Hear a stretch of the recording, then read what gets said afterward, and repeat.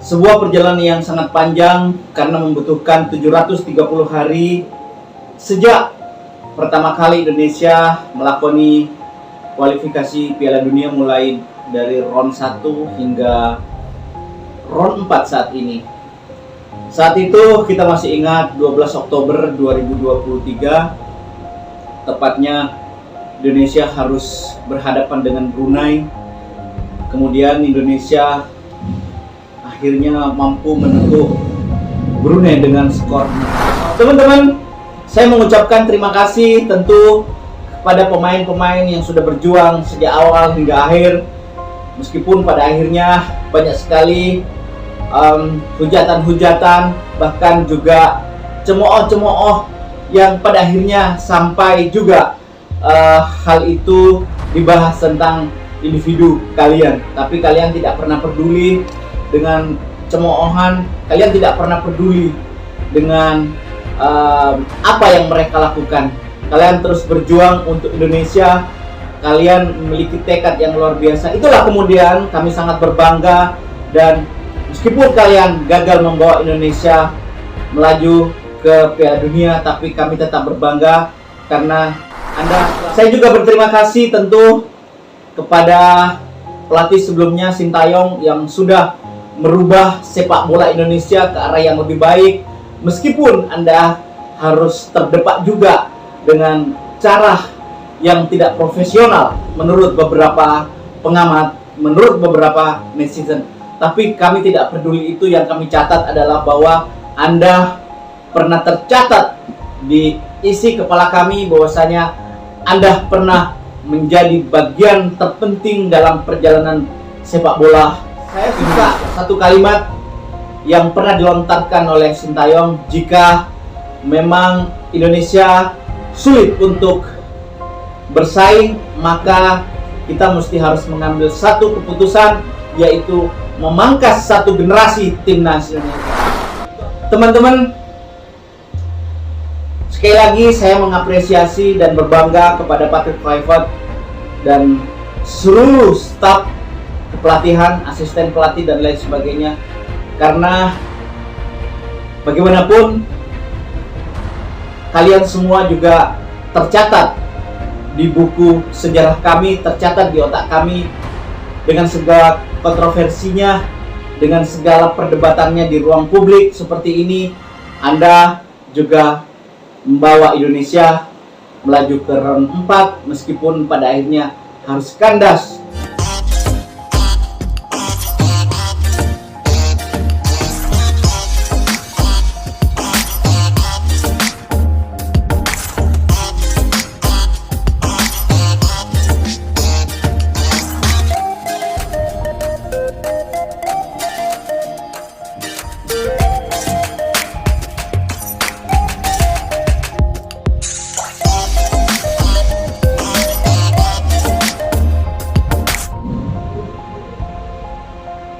Assalamualaikum warahmatullahi wabarakatuh. Teman-teman, sebuah perjalanan panjang yang telah ditempuh oleh timnas Indonesia untuk memperbaiki citra atau mengharumkan nama Indonesia di kancah nasional, internasional, bahkan dunia, sekalipun akhirnya tersudahkan dengan kekalahan yang terjadi tadi malam. Sebuah perjalanan yang sangat panjang karena membutuhkan 730 hari sejak pertama kali Indonesia melakoni kualifikasi Piala Dunia mulai dari round 1 hingga round 4 saat ini. Saat itu kita masih ingat 12 Oktober 2023, tepatnya Indonesia harus berhadapan dengan Brunei. Kemudian Indonesia akhirnya mampu menekuk Brunei dengan skor 6-0. Mulailah asa sedikit mulai terlihat bahwasanya tampaknya timnas Indonesia akan terus menapaki kakinya hingga asanya begitu besar untuk bermain di Piala Dunia. Kemudian di round 2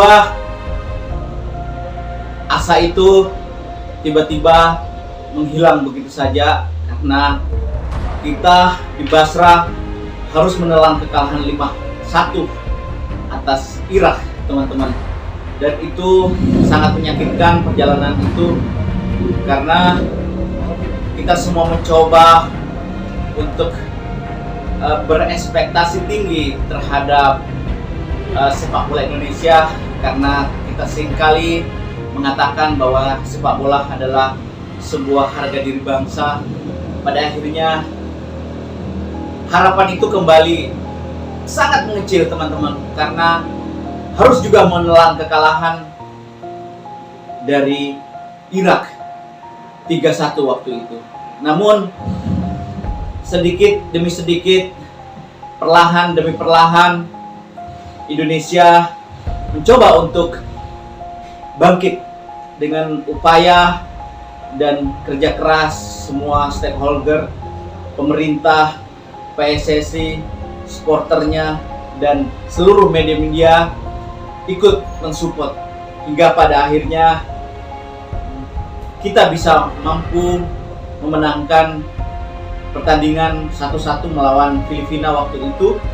Kemudian kita juga mampu memenangkan pertandingan melawan Vietnam 1-0 di GBK, dan pada akhirnya kita juga mampu menahan atau memenangkan pertandingan 3-1 di Vietnam, teman-teman.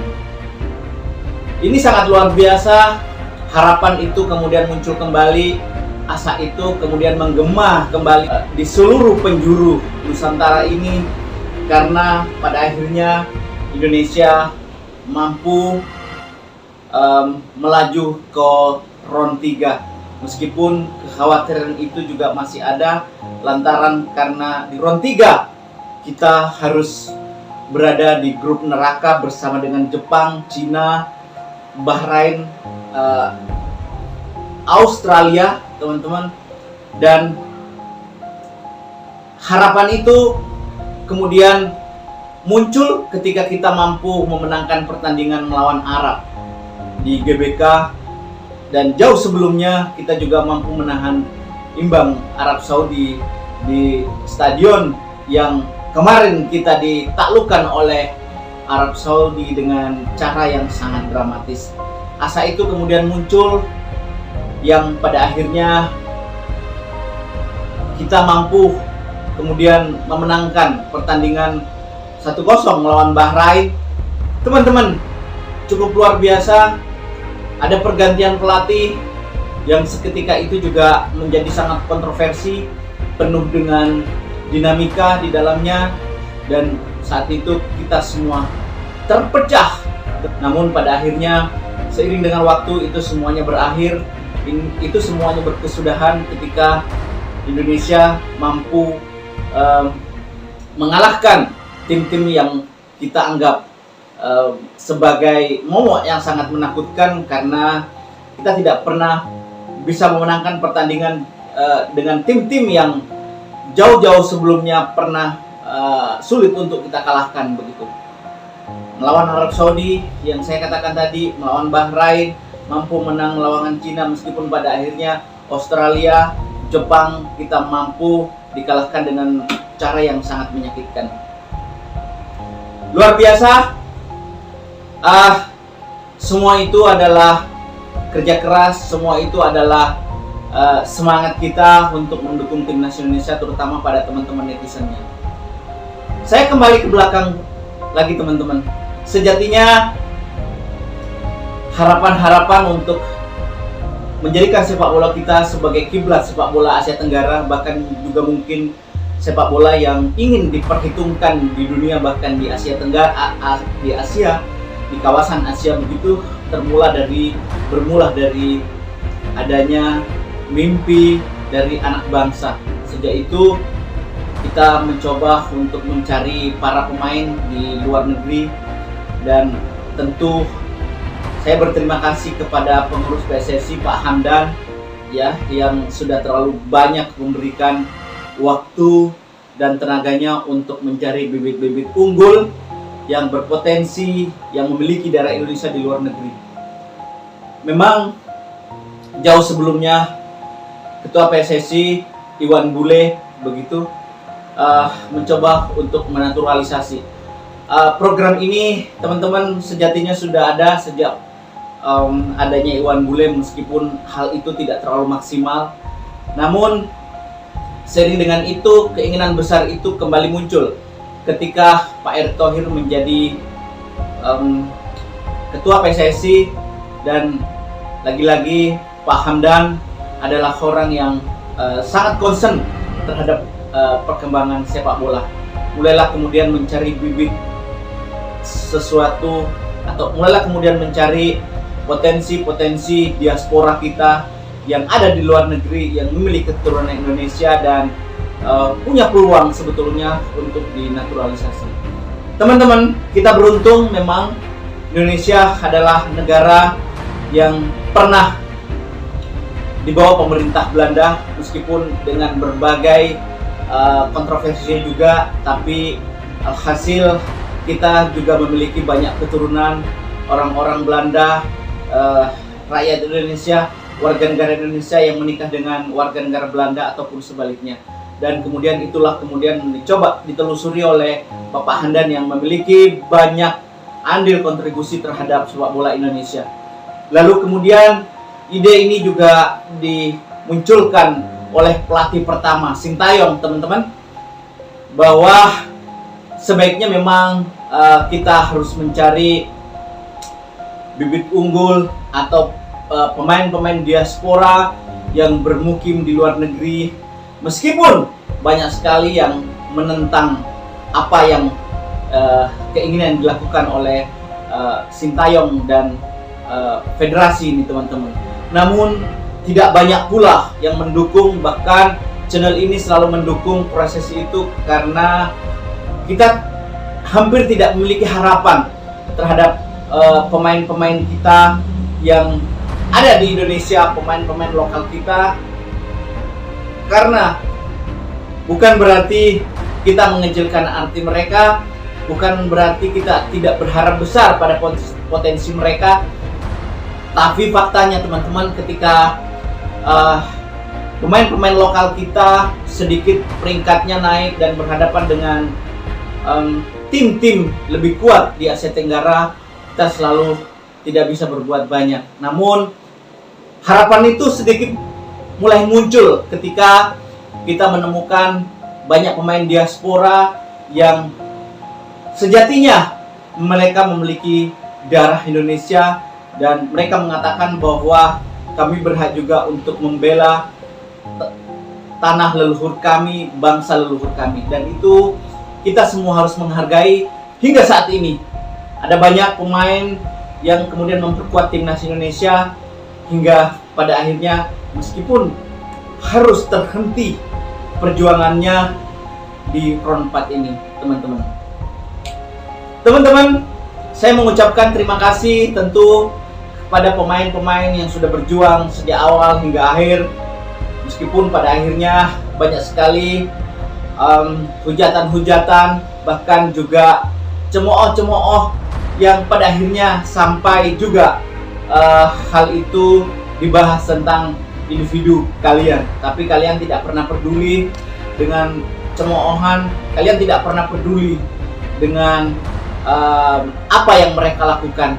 Kalian terus berjuang untuk Indonesia, kalian memiliki tekad yang luar biasa. Itulah kemudian kami sangat berbangga, dan meskipun kalian gagal membawa Indonesia melaju ke Piala Dunia, tapi kami tetap berbangga karena Anda telah mengajarkan kami sebuah sportivitas. Anda juga telah mengajarkan kami untuk membela negara, bangsa yang telah lama kami tinggali hingga saat ini. Bahkan Anda harus rela berjuang meninggalkan keluarga Anda, kemudian Anda harus berdarah-darah di dalam lapangan. Dan itu ucapan terima kasih yang tidak terhingga kepada saudara-saudaraku pemain diaspora, pemain keturunan yang berkolaborasi dengan pemain-pemain yang memiliki kualitas baik tentu pemain-pemain lokal kita, teman-teman. Saya juga berterima kasih tentu kepada pelatih sebelumnya Sintayong yang sudah merubah sepak bola Indonesia ke arah yang lebih baik, meskipun Anda harus terdepak juga dengan cara yang tidak profesional menurut beberapa pengamat, menurut beberapa netizen. Tapi kami tidak peduli itu, yang kami catat adalah bahwa Anda pernah tercatat di isi kepala kami bahwasanya Anda pernah menjadi bagian terpenting dalam perjalanan sepak bola Indonesia. Sintayong tentu memiliki tempat tersendiri di hati kami. Sintayong tentu memiliki tempat tersendiri di rakyat Indonesia, di pecinta timnas Indonesia, karena meskipun Sintayong memiliki kekurangan, tapi juga Sintayong telah meletakkan dasar sepak bola yang baik, kedisiplinan yang tinggi. Dan saya suka satu kalimat yang pernah dilontarkan oleh Sintayong, jika memang Indonesia sulit untuk bersaing, maka kita mesti harus mengambil satu keputusan, yaitu memangkas satu generasi timnas Indonesia. Itu adalah keberanian yang sangat tak terduga, karena komentar atau statement itu tentu banyak kalangan yang terlukai, tentu banyak kalangan yang tidak suka, yang merasa bahwa pernyataan itu sedikit tidak menghargai upaya anak bangsa ini untuk juga ambil bagian untuk memperlihatkan kepada dunia bahwasanya mereka bisa dan harus punya kesempatan untuk ambil bagian dalam rangka memperbaiki dan meningkatkan prestasi negara sepak bolanya sendiri. Tapi luar biasa, kami coba untuk melupakan pernyataan itu, karena pernyataan itu sebetulnya boleh jadi kalau kita ambil positifnya, maka itu akan juga berpositif pada akhirnya, tergantung kepada bagaimana kita menyikapi pernyataan itu. Lalu kemudian Sintayong kemudian tergantikan oleh Patrick Kluivert dengan segala kontroversinya. Kita tahu bahwa Patrick Kluivert adalah pemain yang pernah bersinar di Eropa, bahkan pernah membawa Belanda menjuarai Piala Dunia dan Euro waktu itu, teman-teman. Mohon maaf kalau saya salah, meskipun sejak penunjukan Patrick Kluivert banyak sekali kontroversi, karena CV yang diperdebatkan oleh para netizen dan para pundit sepak bola juga menjadi persoalan. Tetapi sebagian mengatakan bahwa kita mencoba untuk memberikan kesempatan kepada apa yang sudah dilakukan PSSI, karena sangat tidak mungkin jika kita meragukan sebuah kemampuan seseorang tanpa harus diberikan kesempatan. Pada akhirnya Patrick Kluivert juga di awal memang sedikit mengecewakan, dan gema Sintayong juga merebak di penjuru stadion ketika timnas Indonesia bertanding begitu. Tetapi lambat laun atau lama kelamaan Patrick Kluivert bisa mengambil hati supporter timnas Indonesia, rakyat Indonesia, karena akhirnya mampu beradaptasi dan mampu menangkan pertandingan krusial yang pada akhirnya mengantarkan timnas Indonesia ke round 4 pada akhirnya. Teman-teman, sekali lagi saya mengapresiasi dan berbangga kepada Patrick Kluivert dan seluruh staf pelatihan, asisten pelatih dan lain sebagainya, karena bagaimanapun kalian semua juga tercatat di buku sejarah kami, tercatat di otak kami dengan segala kontroversinya, dengan segala perdebatannya di ruang publik seperti ini. Anda juga membawa Indonesia melaju ke round 4, meskipun pada akhirnya harus kandas tadi malam dan mengakhiri semua perjalanan panjang timnas Indonesia untuk meraih keinginan bermain di Piala Dunia. Stadion King Abdullah Sport City, teman-teman, menjadi saksi atas kegagalan Indonesia, di mana kita di awal memang sudah sangat-sangat khawatir karena kita harus berhadapan dengan Arab Saudi sebagai tuan rumah, yang akhirnya juga berhadapan dengan Irak, di mana di kualifikasi Piala Dunia juga sebelumnya kita tidak pernah menang, bahkan dipecundangi habis-habisan 5-1 di Basra, dan di GBK kita hanya mampu mencetak 1 gol dari 3 gol yang dicetak oleh Irak, teman-teman. Dan itu tentu tamparan keras, kekhawatiran yang berlebihan menghantui rakyat Indonesia, menghantui kita timnas Indonesia. Tetapi kita masih percaya diri karena tim kepelatihan adalah orang-orang yang memiliki pengalaman yang baik. Itulah kemudian kami terus bersemangat untuk mensupport timnas Indonesia kemanapun bertanding. Teman-teman, dengan segala kontroversinya, pada akhirnya Indonesia kalah dari Arab Saudi, sebuah kenyataan pahit yang harus kita terima, karena sebelumnya kita mampu memenangkan pertandingan di GBK dan mampu menahan 1-1 Arab Saudi di kandangnya sendiri. Namun di round 4 ini kita harus tertunduk, keluar dari stadion dan mengaku kalah dari Arab Saudi dengan skor yang sangat dramatis, 3-2. Banyak yang menyalahkan formasi dan line up, bahkan taktik yang tidak jalan yang diterapkan oleh Patrick Kluivert. Tetapi Patrick Kluivert masih percaya diri, teman-teman, hingga kami pun merasa bahwa kami harus terus mensupport Patrick Kluivert dan tim kepelatihan, karena mereka masih punya semangat untuk memenangkan 1 kali pertandingan kembali melawan Irak. Meskipun di berbagai perdebatan banyak sekali hal-hal yang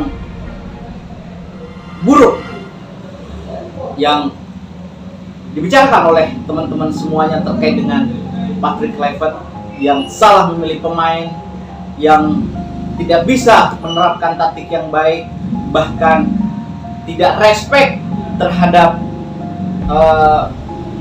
pemain-pemain yang tidak bisa berkembang, yang katanya pula terlambat mengambil sebuah keputusan. Tetapi bagi kami, apapun yang terjadi, semuanya sudah lewat. Kita mesti harus menatap pertandingan berikutnya. Teman-teman, kita punya harapan besar, kita punya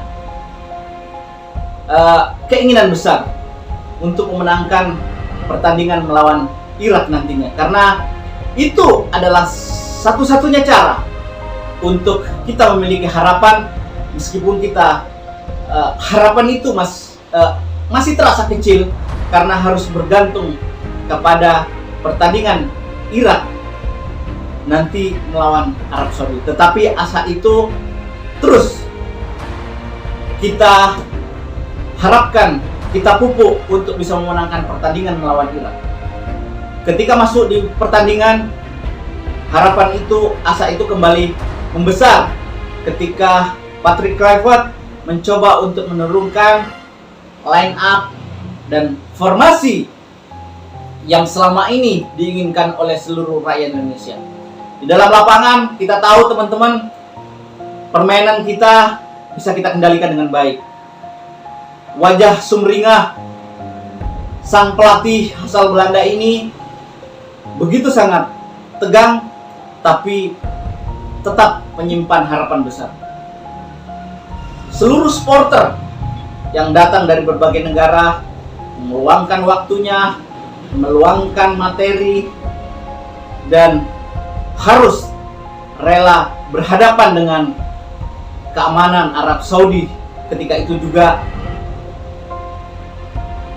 terus memberikan support yang luar biasa di dalam lapangan. Berharap Indonesia mampu mencuri kemenangan 1 gol di babak pertama. Namun hal itu juga tidak terlahir meskipun secara penampilan kita sangat bagus. Penguasaan bola kita yang mengendalikan permainan. Pejuang-pejuang timnas Indonesia di lapangan sangat memukau, dan penguasaan seluruh pertandingan pada akhirnya menjadi milik kita. 54 berbanding 40 sekian. Mohon maaf kalau saya salah teman-teman. Tapi sayangnya hingga pertandingan babak pertama Indonesia tidak mampu memetik 1 gol pun. Harapan itu masih tetap ada karena kita melihat pejuang-pejuang timnas Indonesia juga masih bersemangat. Begitu juga supporter yang hadir di lapangan tanpa berhentinya melakukan teriakan-teriakan, memberikan support. Begitu juga pemain dan tim kepelatihan. Babak kedua dimulai teman-teman. Harapan besar itu kembali muncul, dan kita semua khawatir, berharap, cemas atas pertandingan ini hingga pada akhirnya malapetaka muncul di menit ke-70. Irak mampu melesatkan 1 gol ke gawang Indonesia. Seluruh isi stadion sejenak terdiam. Harapannya tiba-tiba sirna begitu saja, meskipun masih ada waktu sedikit tersisa. Kesedihan itu mencoba untuk dihilangkan, kekhawatiran itu mencoba untuk dijauhkan dari pikiran kita. Supporter dan para pejuang timnas Indonesia di lapangan kembali bersemangat. Tim kepelatihan mencoba untuk merubah strategi, memasukkan beberapa pemain untuk menambah daya dobrak teman-teman. Namun hingga pada akhirnya peluit terakhir dibunyikan oleh wasit asal China. Indonesia tidak mampu memberikan 1 gol pun. Ini sangat menyedihkan. Semua menangis. Seluruh stadion terdiam, dan tentu mereka berpikir bahwa memang belum saatnya Indonesia harus berjalan bersama-sama menuju Piala Dunia. Mereka pasti berpikir bahwa 5 tahun yang akan datang itu bukanlah waktu yang pendek untuk menunggu momen itu. Dan apakah kualitas pemain timnas Indonesia akan sebaik ini di 5 tahun yang akan datang? Atau justru tidaklah menjadi tim yang ditakuti seperti sekarang ini? Teman-teman, pemain dan staf kepelatihan sedih menerima kenyataan ini. Tetapi inilah sepak bola, inilah permainan.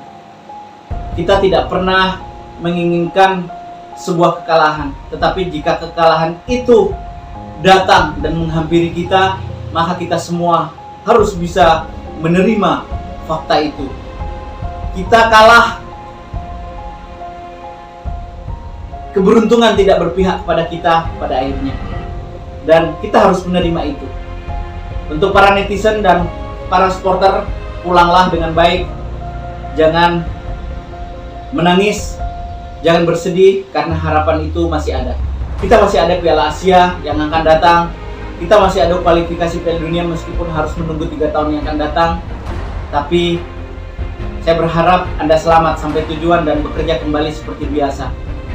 Untuk pejuang timnas Indonesia, kami selalu tetap mendukungmu meskipun Anda harus kecewa, karena ini adalah awal yang baik pastinya untuk membuat sepak bola kita jauh lebih baik. Dan saya meyakini bahwa kegagalan itu, keberhasilan itu harus diawali dengan sebuah kegagalan terlebih dahulu. Para staf pelatih, pemerintah, dan rakyat Indonesia, kita harus bisa menerima kenyataan ini. Janganlah kemudian momen-momen seperti ini mencari untuk atau mengkambing hitamkan banyak orang atas kegagalan ini, karena sejatinya kita semua tidak berharap kegagalan ini menghantui atau menghampiri kita. Kita semua berharap terus melaju hingga ke dunia, tetapi permainan adalah permainan pasti ada kalah dan menang, dan kebetulan kita berada di pihak itu dan kita harus menerimanya. Thank you. Semoga harapan-harapan yang sudah saya katakan tadi bisa menambah ketenangan kalian. Bagi mereka-mereka netizen yang mencoba untuk menghakimi, menyalah-nyalahkan, atau memprotes secara berlebihan, atau bahkan yang rasis, semoga dengan video ini kita mampu sadar bahwasanya ini hanya sebuah permainan dan kita bisa dapatkan di kesempatan-kesempatan yang lain meskipun harus menunggu lama. Semoga video ini bermanfaat. Jumpa lagi di video berikutnya, dan channel ini terus mengawal timnas Indonesia hingga kapanpun, meskipun pada akhirnya kita semua harus kecewa. Assalamualaikum warahmatullahi wabarakatuh.